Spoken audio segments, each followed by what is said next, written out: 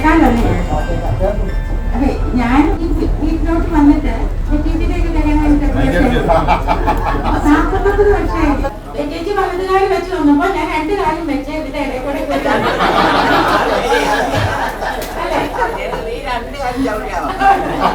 അന്ന് തൊട്ട് എന്റെ ബാല്യം, കൗമാരം, യൗവനം നിങ്ങളുടെ ഒപ്പം തന്നെയുണ്ട്. ഇതിൽ ഓരോ വ്യക്തികളും എന്റെ കൂട്ടുകാരായിരുന്നു. ശാൽമ, മോളിമ, രാജു, ബാബു, ഷാജി, ജിജോ, സജി, റീന, റെജി, ഇവരെല്ലാം ഞങ്ങളൊപ്പം നടന്ന പോലെ തന്നെ വന്നതാണ്. ആ സ്നേഹം എനിക്ക് അവരോട് ഇപ്പോഴും എന്റെ കൂട്ടുകാരെ പോലെ തന്നെയുണ്ട്.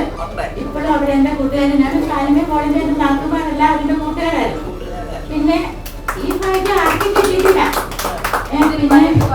പിന്നെ ഈ രാജ്യമുണ്ടല്ലോ, പണ്ട് പാപ്പച്ചൻ മാമിച്ചി ആശുപത്രി കിടന്നപ്പം ഞങ്ങളെ രണ്ടുപേരും കൂടെ എടുത്തത്.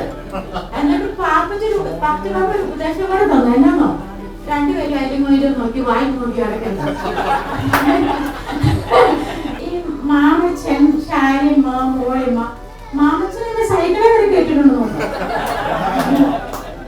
ആരൊക്കെ അവിടെ കുറച്ച് ചെന്നിട്ടുണ്ട്. പിന്നെ അവര് പഠിപ്പിച്ച ഒരു പാട്ടുണ്ട്, ഈ ശാലിമയും മോളിമയും മാമച്ചനും കൂടെ. നറുത്തടി കുറുക്കച്ചൻ പറഞ്ഞിട്ട്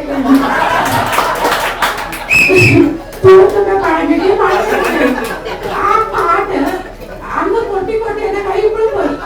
ഈ സുന്ദര നിമിഷങ്ങളെല്ലാം എന്റെ ഓർമ്മയിൽ ഇപ്പോഴും ഉണ്ട്.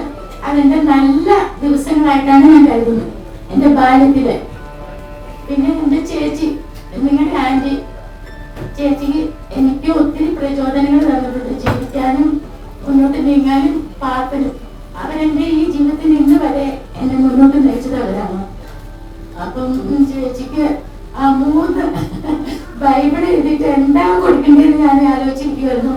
ഒരു സമ്മാനം ഇത്രയും മനോഹരമായിട്ട് അത്ര ശ്രദ്ധയോടെ ആ 3 ബൈബിളും പൂർത്തിയാക്കി. എനിക്ക് അത്ഭുതമായിരുന്നു. എന്ത് ഞാൻ കൊടുക്കേണ്ടതെന്ന് ആലോചിച്ചിരിക്കുമായിരുന്നു. ഒരു സമ്മാനം. അപ്പൊ ചേച്ചിക്ക് ഞാൻ ഒരു ചെറിയ സമ്മാനം നിങ്ങളുടെ എല്ലാ പേരിലും ഞാൻ കൊടുക്കുകയാണ്.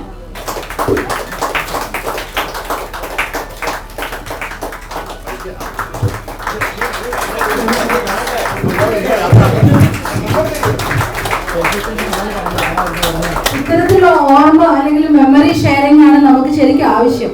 ഒരു ഫോർമൽ ഫംഗ്ഷന്റെ ഒരു വിരസതയേക്കായും